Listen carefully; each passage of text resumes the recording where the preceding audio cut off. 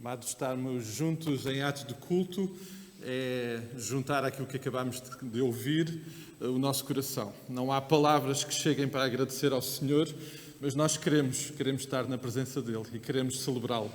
E, portanto, o nosso ato de culto é palavra, é coração aberto, é oração, é louvor, é adoração. São as nossas vidas em entrega, em adoração ao Senhor. E por isso aqui estamos hoje, mais uma vez, ainda mascarados, é verdade, mas com o nosso coração sem máscara, sem dúvida, e na presença dEle para o louvar. E é uma alegria, um privilégio podermos estar juntos. Saudamos a todos nesta manhã com muita, muita alegria. É muito bom podermos nos rever, ainda que com estas limitações.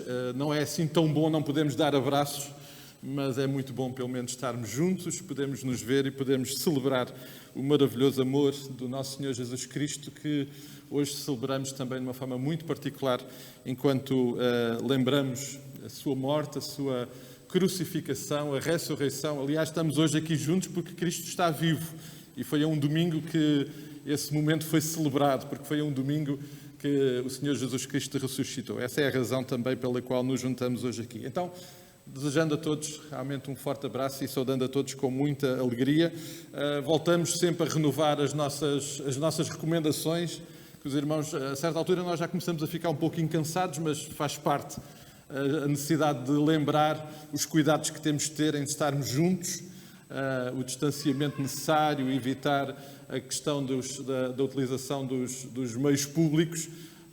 Então, é tudo aquilo que nós já bem sabemos, vamos continuar a ter estes cuidados porque são necessários e isso também são uma forma de prevenção e de cuidado.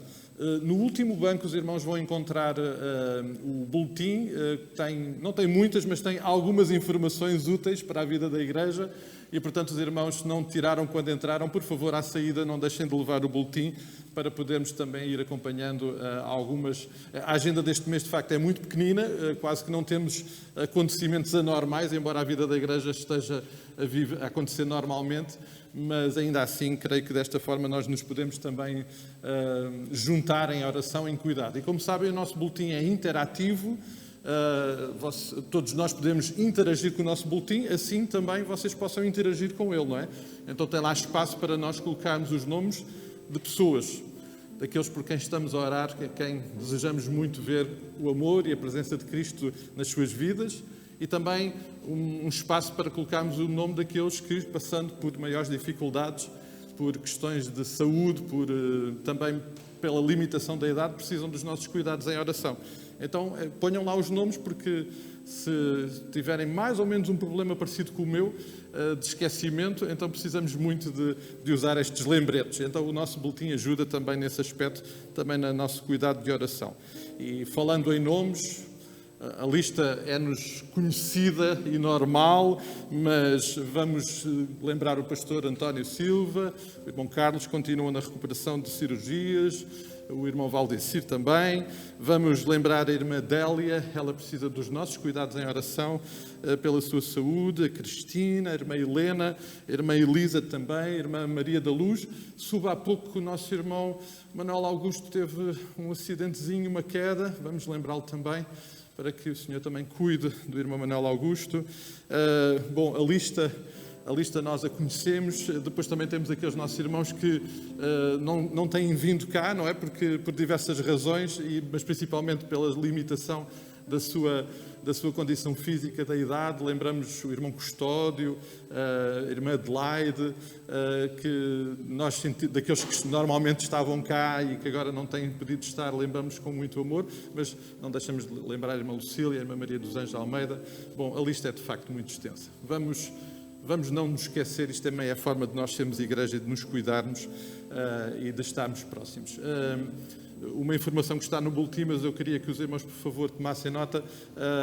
Nos próximos 15 dias, a nossa família estará um pouquinho ausente fisicamente, mas estaremos à distância de um telefonema, de um telefone, e, portanto, não estando aqui fisicamente, estaremos convosco também, e peço que também orem por nós por este tempo. Por tudo isto, mas acima de tudo pelo amor maravilhoso de Cristo, nós queremos, neste tempo, estar na presença dEle e louvá-lo e adorá-lo.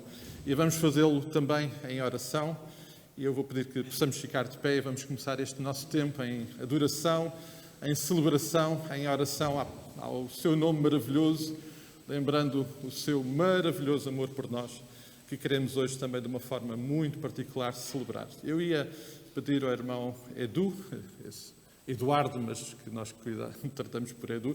Eu estou muito feliz porque já sabem que o que vem aí é uma Leonor. Ficaram felizes por saber isso também. Mais um motivo de gratidão. Mas vamos à presença do Senhor e pedir ao Edu que nos dirigisse em oração. Eu espero te agradecer ao Pai por mais um domingo aqui na tua presença. Porque o Senhor tem cuidado de nós. Obrigado, Pai.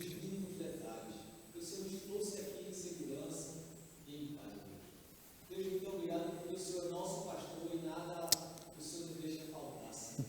Muito obrigado pela tua graça, pela tua misericórdia, Deus, porque o Senhor não tem nos deixado, Deus, de lado, não tem nos abandonado, o Senhor tem carregado no colo, Pai, como aquele pai e aquele verdadeiro pai que ama o filho, que é sempre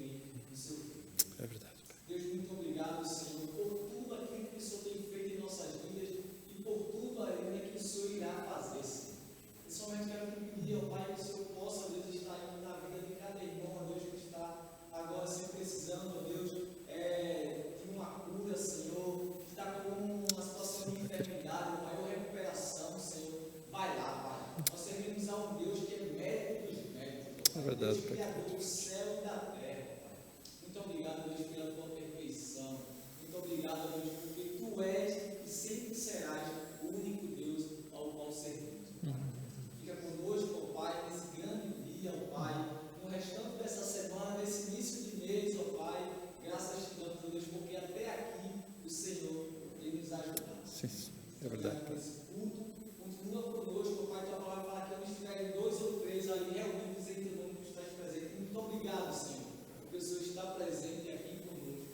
E continua assim, ó Deus, sempre em nossas vidas. É verdade, faz isso. Obrigado. Só temos a te agradecer, só temos a te agradecer por tudo. Em nome de Jesus. Amém. Amém e amém. E amados, nós vamos continuar a nossa expressão de louvor e vamos fazê-lo através do Salmo 148. E se há uma coisa que este Salmo também nos remete à adoração, de facto é listar as razões.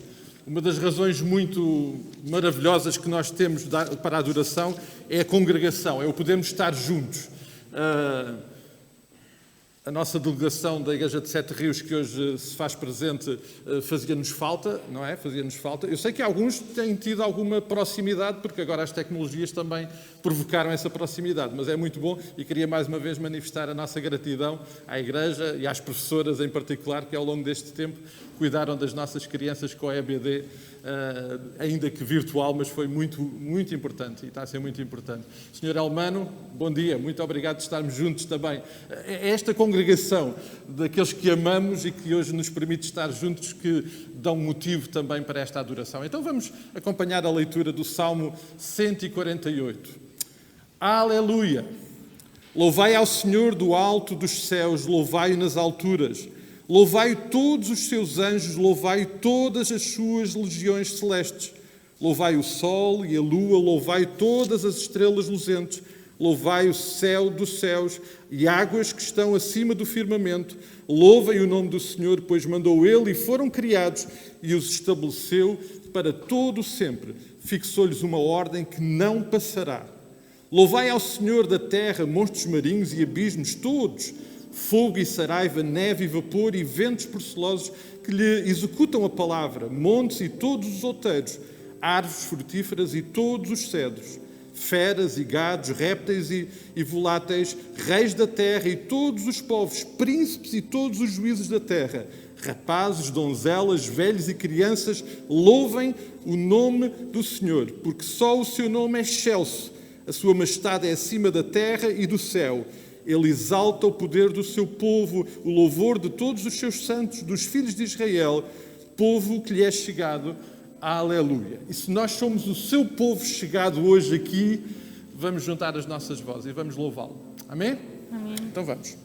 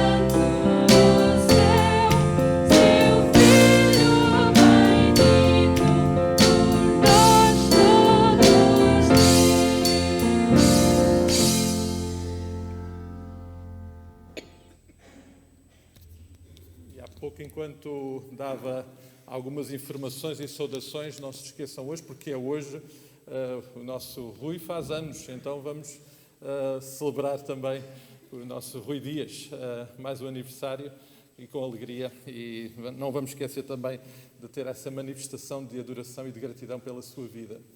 Nós acabámos de cantar, podemos ficar sentados, amados, nós acabámos de cantar a grandeza, a majestade do nosso Deus. O Salmo 148 remete-nos para isso, porque todos os seus feitos, toda a sua criação é mais do que suficiente para compreendermos essa grandeza e essa majestade. Mas o que é realmente maravilhoso é que nós louvamos, adoramos um Deus que é próximo. Reproduzindo parte do Salmo 34, Pedro, na sua primeira carta, no capítulo 3, fala exatamente isso. Os olhos do Senhor estão sobre nós, sobre os seus filhos. Nós adoramos um Deus que não é um Deus distante, que é um Deus que tem cuidado por nós. E isso, de facto, é maravilhoso. É maravilhoso. É maravilhoso nós podemos compreender que, apesar da sua grandeza, da sua majestade, Ele é um Deus próximo. E essa proximidade é um benefício que nós não queremos deixar de celebrar e de lembrar. E por isso vamos cantar um coro que nos remete também para celebrar isso. Sei que os olhos do Senhor estão sobre nós, sobre cada um de nós. E essa proximidade, essa intimidade que nós podemos desfrutar, que nós também queremos celebrar nesta hora.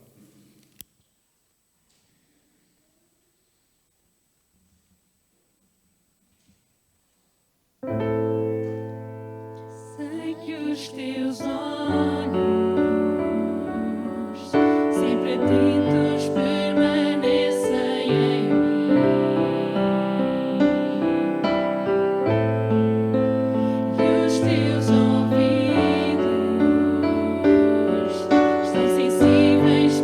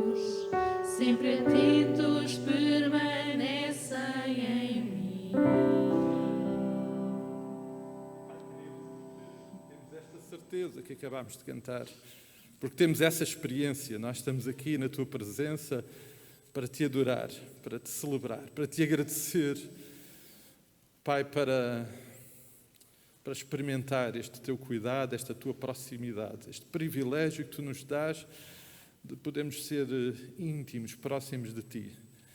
E podemos, de tantas formas, manifestar esta gratidão e este reconhecimento, um reconhecimento que é muito mais do que gratidão, porque mais do que agradecer aquilo que Tu nos dás e aquilo que Tu fazes na nossa vida, nós queremos celebrar quem Tu és. Um Deus perfeito, um Deus santo, um Deus de amor, um Deus de graça, um Deus de misericórdia. Ó Pai, queremos celebrar tudo isso, embora ainda de uma maneira tão imperfeita. Te pedimos que Tu possas receber esta nossa adoração e gratidão nesta hora, no nome santo e precioso do Teu Filho Jesus Cristo. Amém, Pai. Amém. Nunca deixaremos, nem nunca conseguiremos agradecer tudo aquilo que o Senhor faz por nós, mas também nunca será demais tentar fazê-lo, ainda no meio às nossas limitações. Queremos-lo fazer também porque é uma expressão prática de o fazer, privilégio também que o Senhor nos dá de podermos ser parte daquilo que o Senhor quer fazer no seu reino através das nossas vidas, e queremos fazer também através da entrega das nossas ofertas. Enquanto vamos entregar as nossas ofertas, nós vamos também cantar um coro, vamos orar cantando e dizendo: por tudo o que tens feito, eu te agradeço. Então, enquanto manifestamos essa gratidão, entregando as nossas ofertas, vamos também fazê-lo com as nossas vozes. Como sempre, vou pedir que possamos vir pelo centro e depois retirando pelo lado direito e lado esquerdo das coxias para evitar os cruzamentos. Então, desta forma, vamos então entregar as nossas ofertas.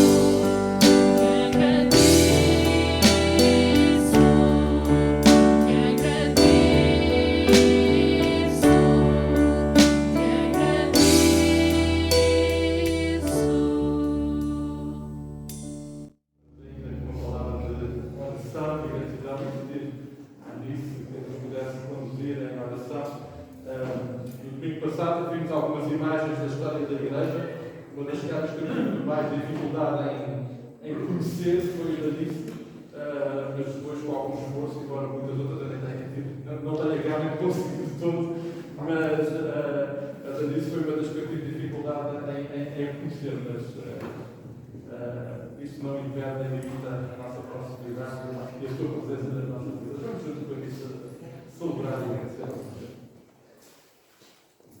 Ó Deus querido, nós te agradecemos, Senhor, por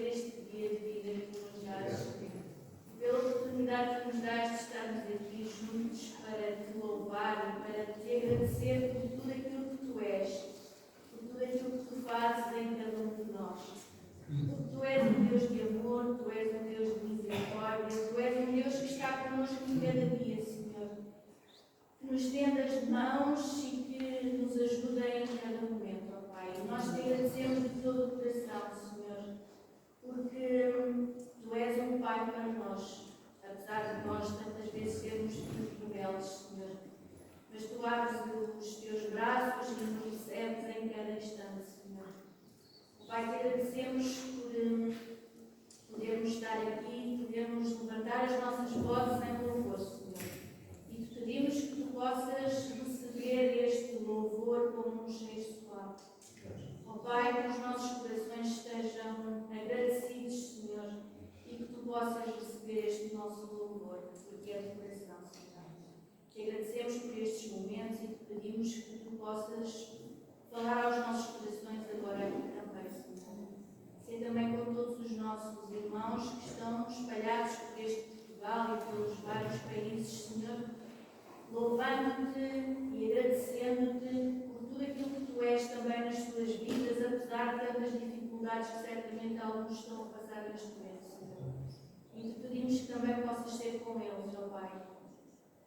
Situações de guerra, de fome, de doenças, Senhor, que Tu possas ter misericórdia dos Teus filhos espalhados por todo este mundo, Senhor. E Te agradecemos por tudo aquilo que nós temos. Infelizmente, nós temos tanta coisa, Senhor. Obrigado por tudo isso. Te agradecemos em nome do Teu amado Filho Jesus. Amém.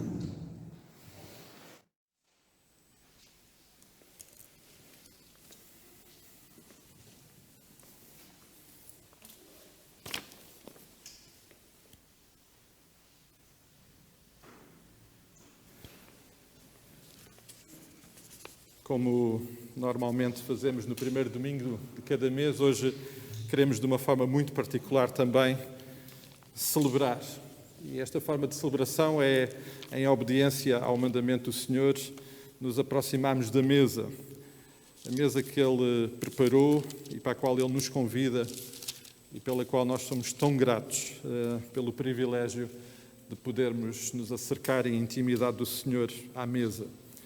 Mateus 26, versículo 26, é um dos registros deste momento. Enquanto comiam, tomou Jesus um pão e o abençoou, o partiu e o deu aos discípulos, dizendo: tomai, comei, isto é o meu corpo.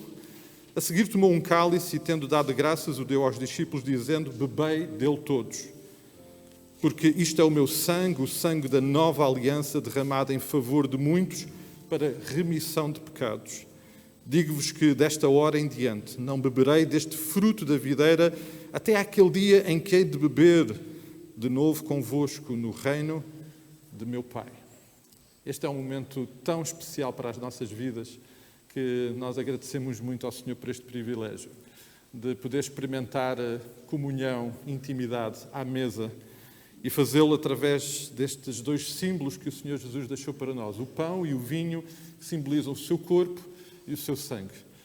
Quis o Senhor deixar-nos este memorial e como nós precisamos deste memorial, como nós precisamos dele para as nossas vidas. Lembrar e relembrar o extraordinário amor dele por nós, a extraordinária graça que ele revelou e manifestou por cada um de nós.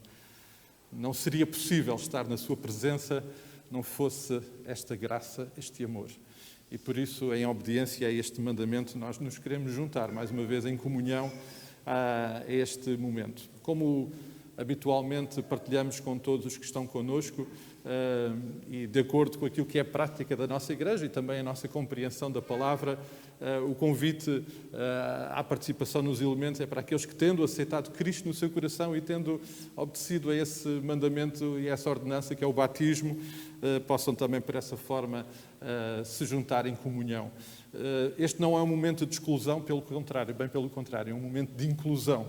E é um momento em que nós também nos unimos, pedindo ao Senhor a graça e a bondade sobre a vida de todos nós e pedindo também que, na nossa experiência pessoal, possamos passar por estes momentos importantes da nossa relação com Deus, passa também pela entrega do nosso coração, pela obediência, pelo batismo, tudo isto marcas inequívocas da nossa caminhada espiritual.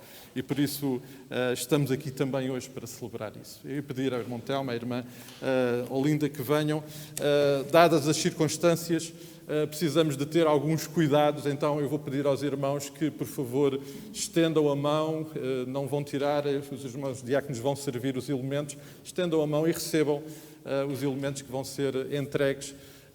E desta forma depois juntos participaremos, mas vamos desta forma participar. Os irmãos que estão na galeria têm já preparado lá individualmente o pão e o vinho. Por favor, peço que neste caso possam se servir e também desta forma se juntar na nossa comunhão, só para evitar as deslocações.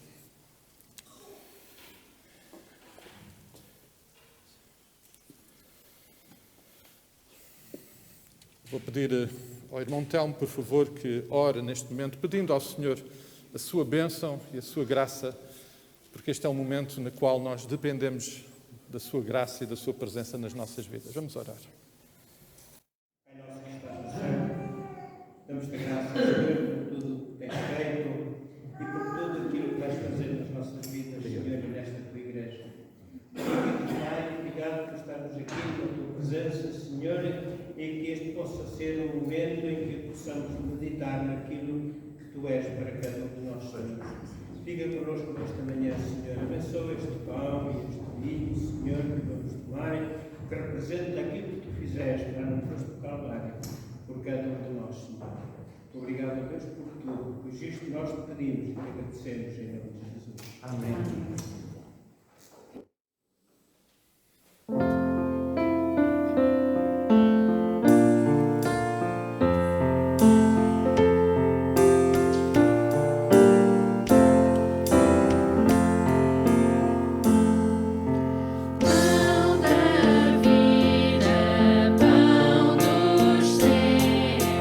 Pão de Deus, enviou Jesus.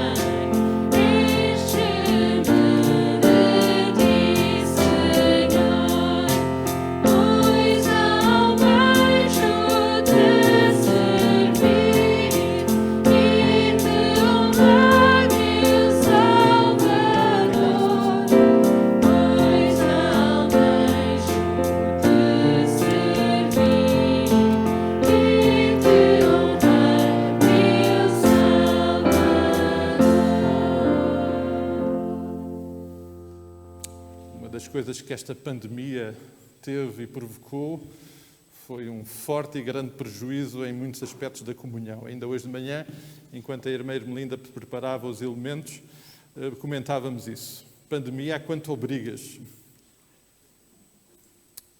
Mas confesso-vos que foi muito difícil durante o período de tempo em que não pudemos celebrar este momento, ser prejudicado nessa comunhão. Porque este é mais do que um ato religioso, este é um momento de profunda intimidade uns com os outros na presença do Senhor.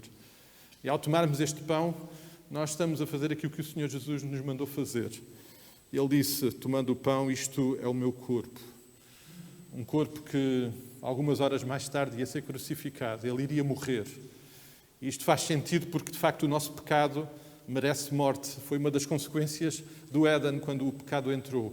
O pecado teve uma consequência, essa consequência foi a morte. E a morte de Cristo naquela cruz é a forma de nós recebermos graça imerecida e por isso ao tomarmos este pão vamos lembrar essa graça. Vou pedir aos irmãos que tenham também cuidado agora ao retirar as máscaras, porque temos que retirar as máscaras, por favor, façam como nos ensinam, não é? Retirando pelo elástico. E assim, desta forma, vamos lembrar e celebrar Jesus Cristo morto naquela cruz por amor de nós, através deste pão. Participemos do pão.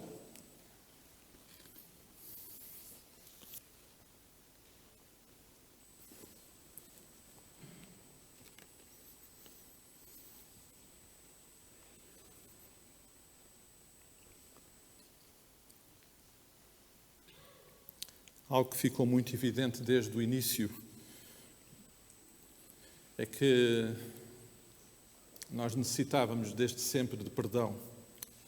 Esse perdão que implica a remoção de um preço que este pecado causa só poderia acontecer através, de facto, do sangue do Senhor Jesus Cristo. E por isso, ao tomarmos este cálice, de acordo com a vontade e o propósito e o mandamento do Senhor Jesus Cristo, estamos a lembrar este sangue que naquele dia foi derramado por cada um de nós, para que acontecesse aquilo que o próprio Senhor Jesus Cristo aqui menciona, remissão de pecados. Remissão de pecados. Uma remissão de pecados que nos dá uma condição para algo absolutamente extraordinário que o Senhor Jesus Cristo aqui também menciona. E eu gosto sempre de lembrar que este momento de intimidade tem uma projeção profética na eternidade. Porque diz o Senhor Jesus Cristo que um dia, juntos, estaremos lá na glória a celebrar este momento. Aleluia. Aleluia. Vamos participar do vinho.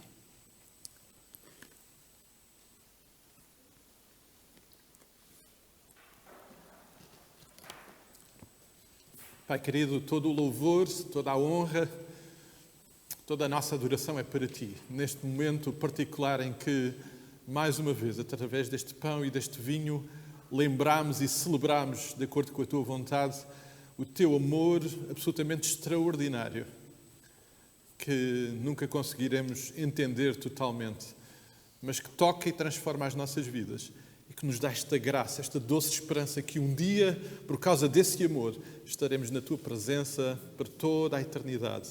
Tudo isto por causa do amor extraordinário e da graça do Teu Filho Jesus Cristo. E é no nome dEle que nós oramos. Amém e amém. Amados, deixem os copos nos bancos, nessa prateleira que depois, mais tarde, os irmãos diáconos irão naturalmente recolher.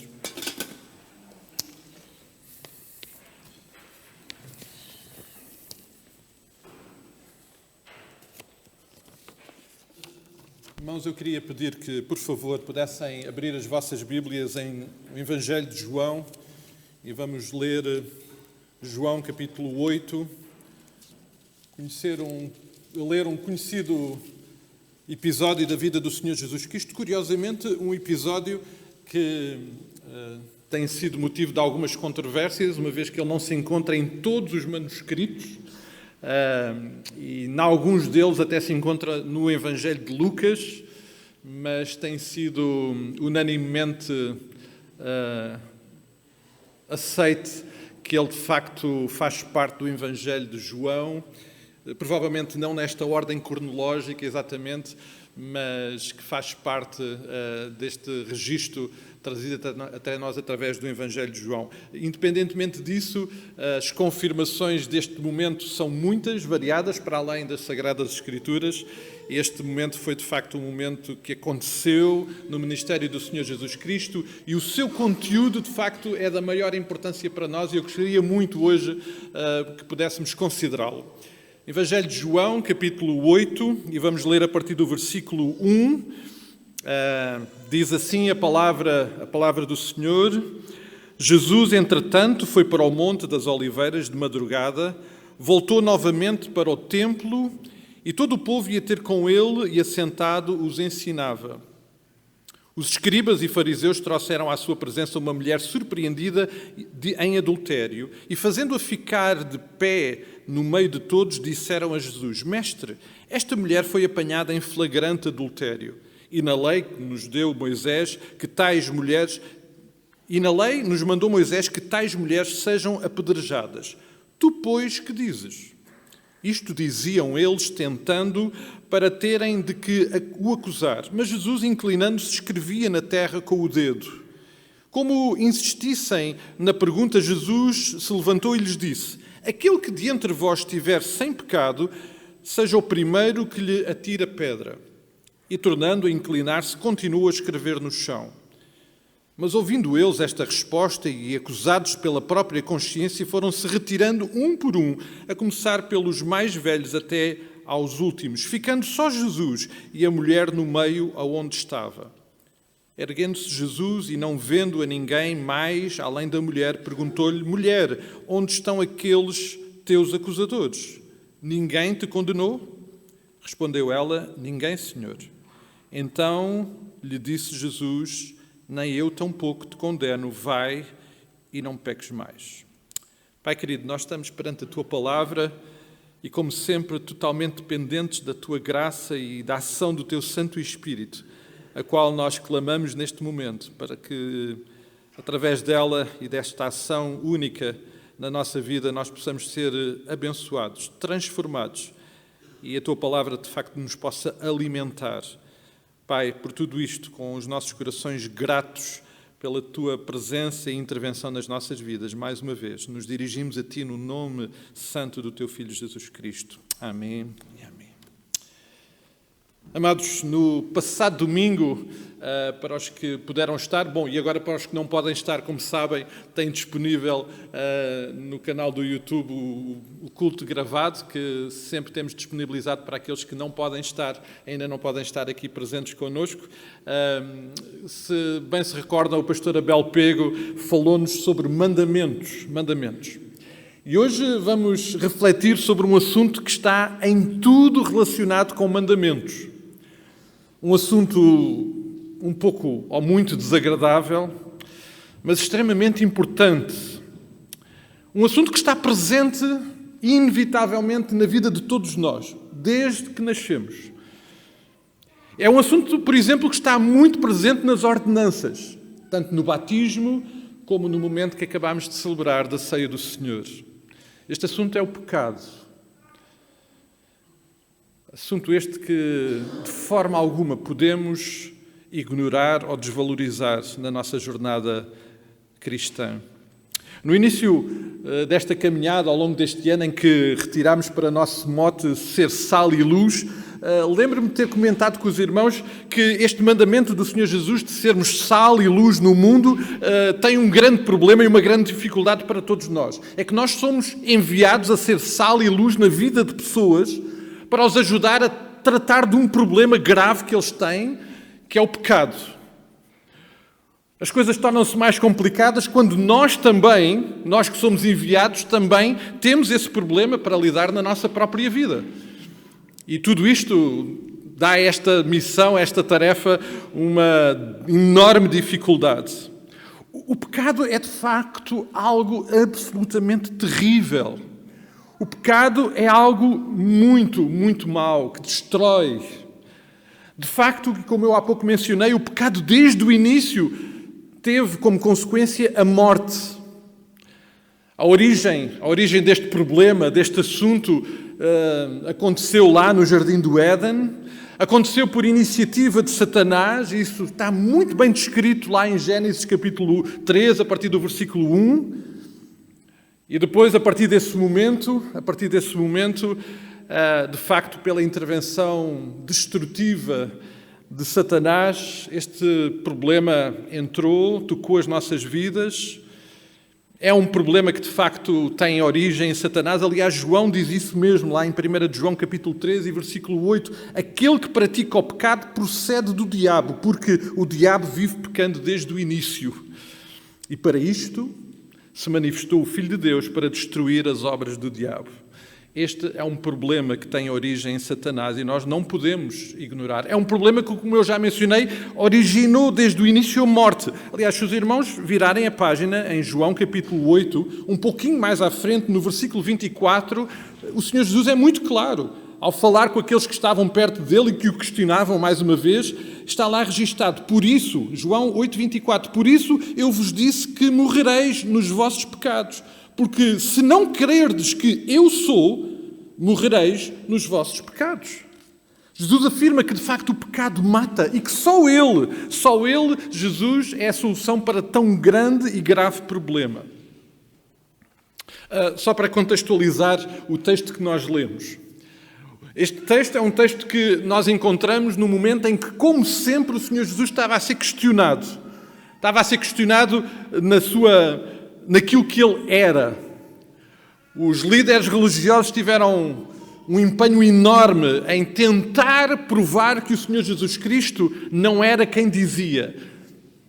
E nesse processo foi muito questionado. Aliás, não terá havido vida mais escrutinada que a vida e o ministério do Senhor Jesus Cristo. Tantas foram as tentativas de o questionar. E é nessas circunstâncias que nós encontramos este momento em que o assunto é pecado. O assunto é o pecado. Como sempre, é útil nós definirmos, compreendermos do que é que estamos a falar. A definição para pecado que nós normalmente usamos, a mais vulgar, é pecar é errar o alvo. Pecar é errar o alvo. João ainda, na sua primeira carta, capítulo 13, versículo 4, revela-nos claramente que pecar é desobedecer à lei. À lei de Deus, naturalmente. Paulo, em Romanos, capítulo 14, versículo 23, afirma que tudo o que não provém da fé, e ele está a falar de uma fé genuína, uma fé sustentada e fundamentada em Jesus Cristo, tudo o que não provém da fé é pecado. Ou seja, pecado é tudo aquilo que nos afasta dos padrões estabelecidos por Deus, aquilo que Deus, o próprio Deus, estabeleceu como ser correto e que exige a nossa obediência. O teólogo Augustus Strong define pecado da seguinte forma: inconformidade à lei moral de Deus, seja por meio de atos, disposição ou estado. Inconformidade à lei moral de Deus em qualquer uma das áreas ou expressões da nossa vida. Mas pecado também pode ser definido como algo que é contra, uma ofensa contra o caráter de Deus. Sendo que a glória de Deus é o reflexo do seu caráter. Tudo o que é contra este caráter, contra esta glória, é de facto pecado. É por isso que Paulo, lá em Romanos 3:23, diz que todos pecaram e a consequência é estarem afastados, destituídos desta glória. E a forma de ultrapassar isso, que só acontece por meio do Senhor Jesus Cristo, é de facto a restauração dessa proximidade com a glória de Deus. O outro teólogo, James Oliver Buswell, escreveu sobre este assunto também que pecado pode ser definido como qualquer coisa na criatura que não expresse ou seja contrário ao caráter santo do Criador.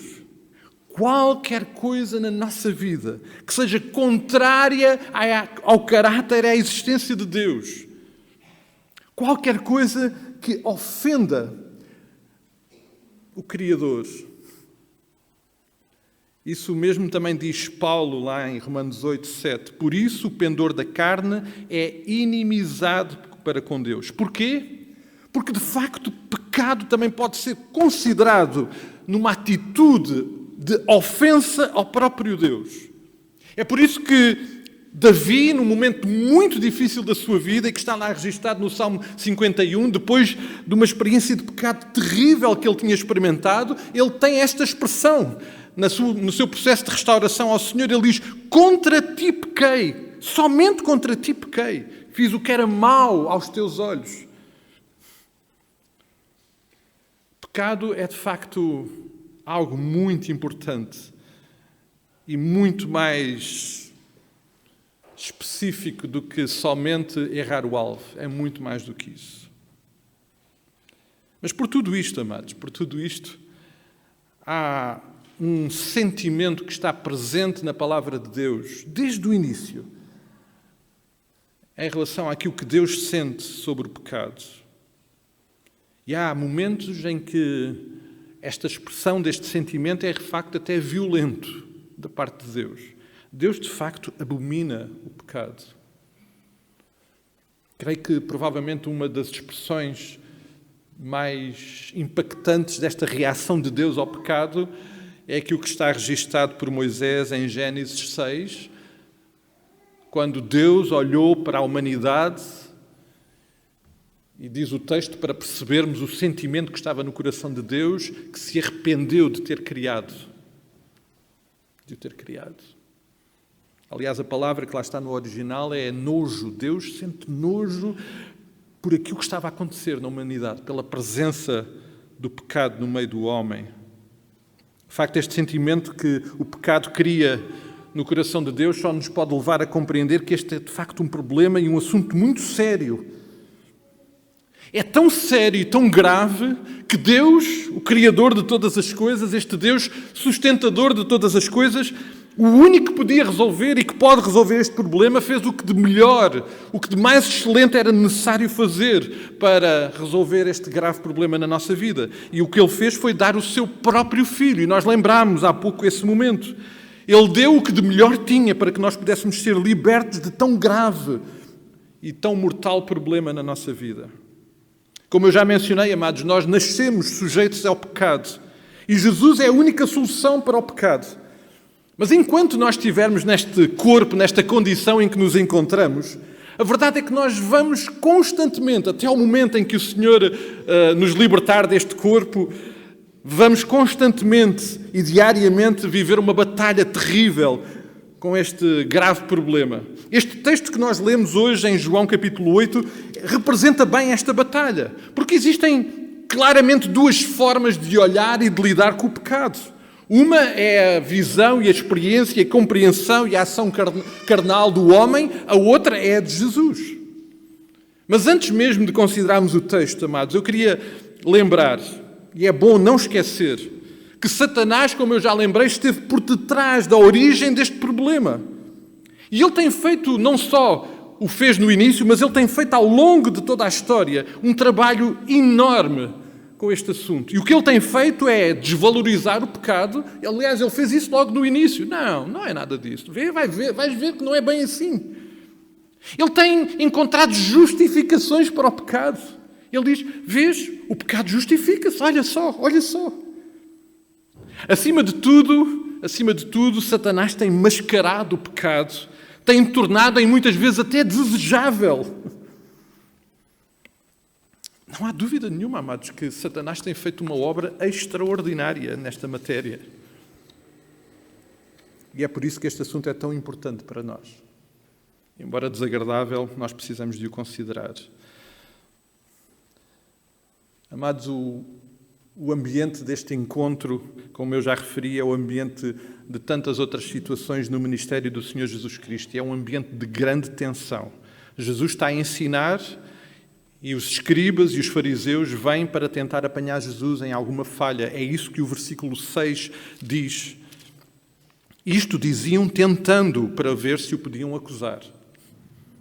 Este é o ambiente que o Senhor Jesus Cristo foi vivendo. A vida e o ministério do Senhor Jesus Cristo aqui, de facto, teve este escrutínio. Não é de admirar que nós passemos pela mesma experiência. Nesta situação, Jesus é confrontado com uma mulher que foi encontrada em flagrante pecado de adultério. É isso que diz o versículo 3. Os escribas trouxeram à sua presença uma mulher surpreendida em adultério. E como os próprios judeus afirmam mais à frente no versículo 5, de facto a lei de Deus dada a Moisés, para tal situação tinha definido que a consequência deste pecado era ser apedrejada até à morte. Aqui há alguma divergência, porque a lei dizia que o apedrejamento era no caso de uma mulher não casada, e aqui surge também alguma dúvida, porque o termo que é usado no original grego para adultério refere a uma situação de uma mulher casada. Bom, o que é certo era que a lei, em qualquer um dos casos, determinava a morte. Levítico 20:10 diz isso, Deuteronômio 22 e seguintes diz isso. Esta é de facto uma situação muito grave de pecado. O adultério era um assunto grave para Deus e por isso ele o registou na sua lei. E os judeus, como sempre, muito ciosos e muito próximos da lei, fizeram uma coisa que sempre vemos a acontecer. Eles levaram este assunto de facto muito a sério. E para os judeus, este era um dos terríveis pecados que alguém podia cometer. Aliás, os rabinos judeus ensinavam que um judeu deveria morrer antes de cometer um de 3 pecados: idolatria, assassinato ou adultério. Eles preferiam morrer antes que qualquer uma destas 3 coisas acontecesse na sua vida. Amados, este é um episódio na qual o Senhor Jesus Cristo é confrontado com uma situação e o Senhor Jesus Cristo sabe muito bem a gravidade da situação e do pecado que esta mulher cometeu. Então, perante uma situação que claramente identificamos de pecado, vamos olhar para estas 2 formas de considerar esta situação e este pecado. E vamos olhar primeiramente através dos olhos e da experiência dos escribas e dos fariseus. Amados, o primeiro erro dos escribas e dos fariseus é que eles estavam muito mais preocupados com o pecado daquela mulher do que com o seu próprio pecado. Eles estavam única e exclusivamente preocupados em acusá-la. Algo que o próprio Senhor Jesus Cristo já tinha exortado e que está registado no Sermão do Monte, em Mateus capítulo 7. Ele diz para nós não julgarmos, para que também não sejamos julgados. Ele lembra e exorta-nos a termos cuidado. Ele diz, porque vês tu o argueiro no olho do teu irmão, porém não reparas na trave que está no teu próprio olho. Esta era a circunstância. Este foi o primeiro erro que os fariseus e escribas cometeram aqui. Mas era a forma deles olharem para o pecado. Uma outra forma e uma outra consequência de olhar para o pecado desta forma é que eles fizeram-no de uma forma absolutamente grosseira e implacável. Vejam o que está registado no fim, na segunda parte do versículo 3. Deixaram aquela mulher ficar em pé no meio de todos. Eles expuseram-no à vergonha. Eles não tiveram qualquer marca de graça ou de amor. Eles não manifestaram nenhuma preocupação com a vida daquela mulher, não queriam sequer saber quem ela era. Eles estavam muito preocupados naquele pecado e em usá-lo. Depois, há um outro erro terrível nesta forma de lidar com o pecado. É que eles foram totalmente hipócritas. Eles não estavam verdadeiramente preocupados com o pecado daquela mulher. Eles estavam e queriam sim atingir o próprio Senhor Jesus Cristo. Eles não estavam preocupados com a lei, nem sequer com a lei eles estavam preocupados, porque se eles estivessem preocupados, faltava alguém ali naquela situação. É porque a lei dizia que era a mulher e o homem. Eles não estavam preocupados com a lei. Eles dirigiram-se ao Senhor Jesus Cristo, e está lá no versículo 4, mestre. Eles não consideravam nada de Jesus mestre, aliás, eles não queriam mesmo que ele fosse mestre. Eles não o respeitavam e não o viam como mestre. Eles foram realmente muito hipócritas. Esta é uma forma perigosa de olhar para o pecado. Finalmente, amados, eles manifestaram um coração frio, endurecido e absolutamente legalistas, quando usaram a sua posição e a letra da lei única e exclusivamente para atingir os seus objetivos. Esta é uma forma muito perigosa de olhar e de lidar com o pecado. Mas neste episódio nós temos uma outra forma. E a forma que Jesus olhou e lidou com o pecado desta mulher ensina-nos muito. Amados, se nós olharmos para o versículo 7, na realidade Jesus concorda com a acusação e com a pena que foi atribuída a esta mulher. Certo? O Senhor Jesus concorda. De facto, ela cometeu um grave pecado e a consequência pela lei era a morte. Mas o que o Senhor Jesus Cristo faz aqui no versículo 7 é colocar em causa a idoneidade e o coração dos seus acusadores. É que eles não só queriam ser acusadores da forma errada, eles até desejavam com toda a certeza serem os carrascos desta sentença de morte. E é isso que o Senhor Jesus Cristo põe em causa. Certamente, e o texto confirma-nos isso, também eles tinham pecados para a morte. Jesus sabia isso. Alguns defendem que aquilo que o Senhor Jesus Cristo esteve a escrever na terra, e o texto diz que o Senhor Jesus se inclinou e começou a escrever no chão, alguns defendem que o que o Senhor Jesus Cristo esteve a fazer foi a escrever pecados que aqueles que estavam à sua volta conheciam e que serviu de incómodo para eles. Não temos a confirmação bíblica que de facto foi isso. O que nós sabemos é que Jesus sabia daqueles pecados que eles cometeram e também sabemos que eles também o sabiam e tenha o Senhor Jesus Cristo denunciado por escrita, tenha-o feito no seu coração. Sem dúvida nenhuma, o Senhor Jesus Cristo confrontou todos aqueles homens e mulheres que ali estavam com os seus pecados. Infelizmente, aquilo que aconteceu com aquelas pessoas e que acontece muitas vezes, quando confrontados pelo Senhor Jesus com os seus pecados, o que eles fizeram foi voltar as costas a Jesus. Foi isto que os escribas e os fariseus fizeram. E aqui vemos que o Senhor Jesus Cristo agiu de uma forma bem diferente daquilo que eles agiram. Porque o Senhor Jesus Cristo não expôs publicamente os seus pecados. E Jesus podia o ter feito. Mas Jesus não olha para o pecado desta forma. Ele olha para o pecado com graça. E ele não expôs os pecados dos seus acusadores. Porquê? Porque o Senhor Jesus desejava, como sempre deseja, a restauração do coração do pecador. Agora, finalmente, amados, Jesus está, como sempre quer estar, a tratar deste assunto de pecado. E na parte final do versículo 9 está lá a dizer que ficando só Jesus e a mulher no meio onde estava. Jesus sozinho e aquela mulher a tratar de um problema grave, mas a tratá-lo da maneira certa. A tratá-lo com amor, com graça, com misericórdia e com perdão. Amados,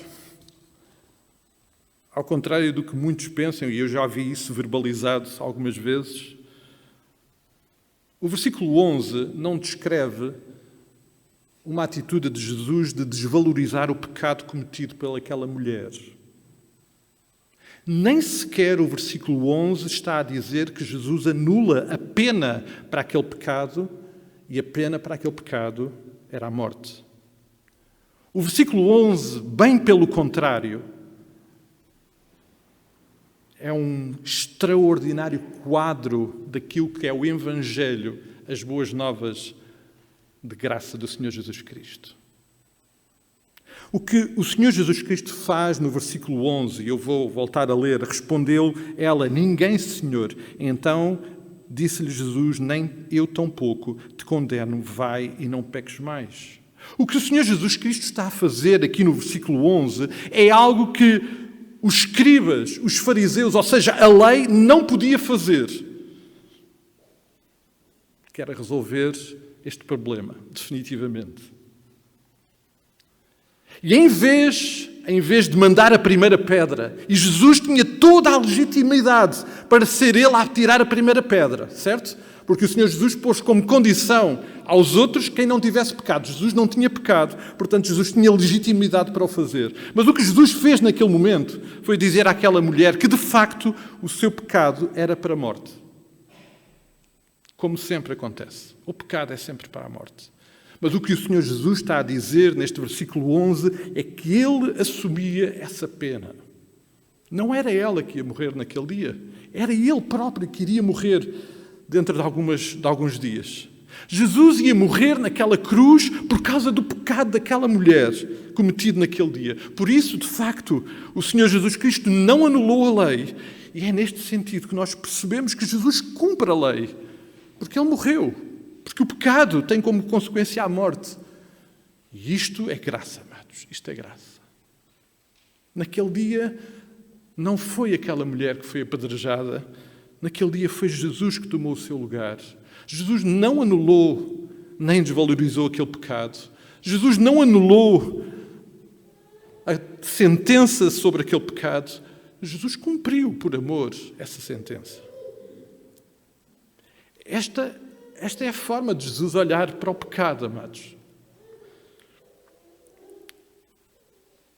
Esta é a forma de Jesus olhar para o meu pecado. Esta é a forma de Jesus olhar para o vosso pecado. Jesus olha para os nossos pecados e tem sempre em mente a restauração do pecador. Sabem porquê? Porque Ele tem grandes e maravilhosos planos para os pecadores. O pecado, Ele anula na cruz. Mas para os pecadores, Ele tem maravilhosos planos. Extraordinários planos. E é por isso que este episódio termina com uma fundamental e inseparável palavra de Jesus neste assunto. Vai e não peques mais. Porque Jesus tem planos para aqueles que perdoa.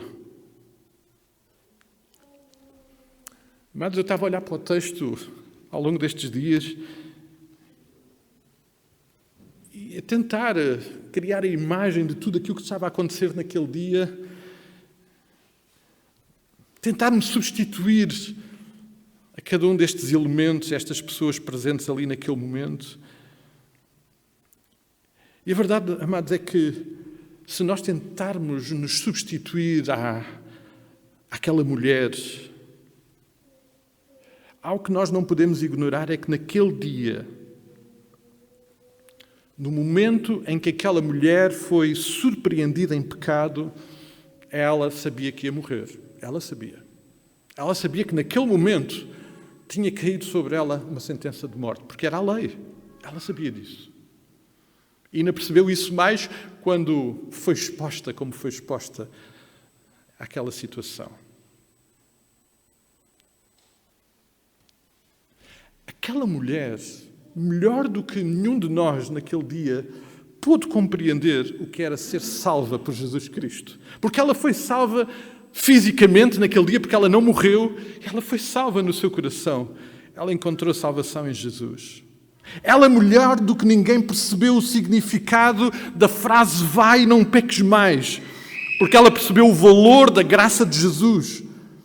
E a forma de honrar essa graça de Jesus era ir e não pecar mais. Essa graça que se manifesta com o perdão que Jesus estendeu naquele dia àquela mulher, estende a cada um de nós. Mas este perdão, amados, esta graça que Jesus estende ao pecador, como bem compreendemos desta frase, nunca vai justificar o nosso pecado. Esta graça nunca poderá ser justificação para continuarmos a pecar.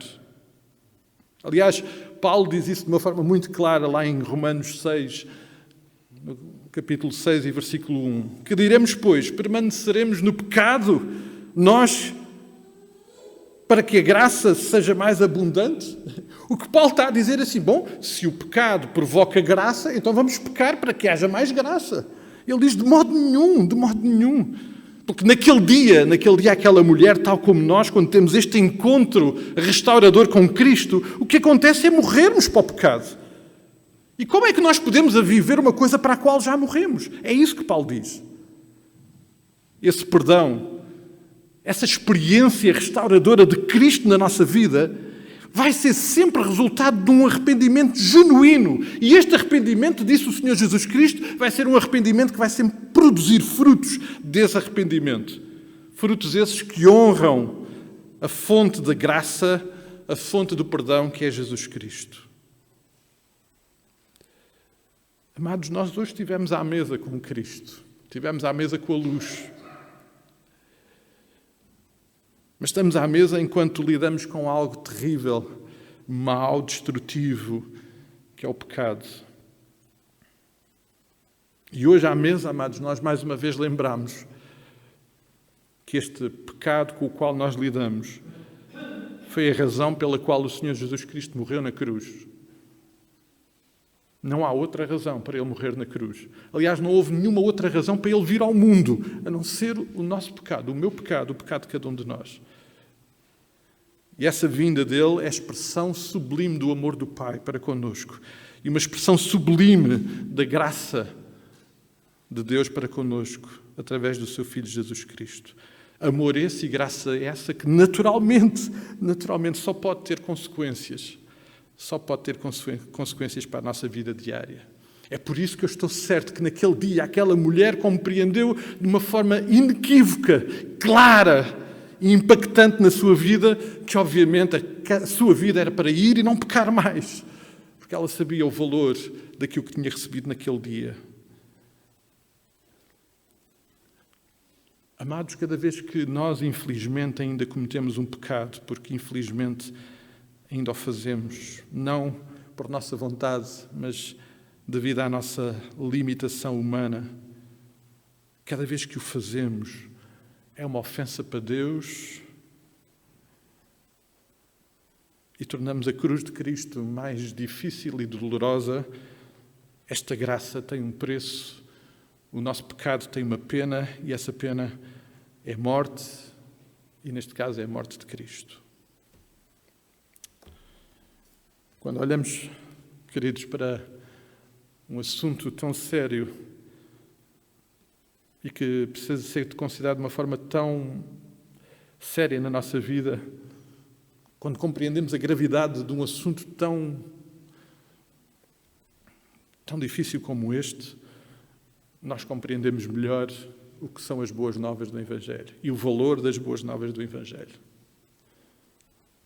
E para grandes males, como diz o povo, grandes remédios. E se o pecado é um problema grave, muito maior, é a graça de Jesus. Amém? Amém, amém, amados. Amém. É por isso que o versículo que vem imediatamente a seguir é, de facto, um bálsamo para os nossos corações. João capítulo 8, versículo 12. De novo lhes falava Jesus dizendo: Eu sou a luz do mundo. Quem me segue não andará em trevas, pelo contrário, terá a luz da vida. Amém. Aleluia. Isto só é possível porque temos um Deus absolutamente extraordinário e maravilhoso na nossa vida. Vamos ficar de pé, amados. E eu vou pedir que, em oração, possamos clamar ao Senhor para que o seu Santo Espírito e a sua palavra possam intervir na nossa vida, como só ela pode fazer, para a honra, glória do seu nome, porque Jesus quer ter este encontro connosco. Ele quer tratar deste assunto na nossa vida e o convite é para a comunhão, para a intimidade, para a restauração. Ele está de braços abertos para nos receber e nos abençoar. Vou pedir ao irmão César, por favor, que nos despeça em oração nesta hora. Vamos à presença do Senhor e desta forma terminar o nosso culto. E depois peço aos irmãos que, por favor, usem as portas laterais para saírem, onde vão encontrar também o gel para poderem também ainda higienizar as vossas mãos. E desejando a todos uma semana muito abençoada e repleta das bênçãos do Pai. Vamos orar. Queremos agradecer a oportunidade que nos dás de estarmos aqui presentes, de ouvirmos também esta tua verdade e não nos possamos esquecer do Senhor. Tu tens um plano para nós, que nos amas e que queres o melhor para nós. Possamos também ter este exemplo, Senhor, que tu tens misericórdia, que és misericordioso e, Senhor, te agradecemos tudo aquilo que tens feito a cada dia. Agora, te peço, Senhor, que nos despeças, que nos dirijas até às nossas casas e durante esta semana, Senhor, possamos refletir também nestas verdades e com a nossa vida, Senhor, sermos luz e e sal para aqueles que estão à nossa volta. Possamos ser alvos da tua verdade, Senhor, e com as nossas vidas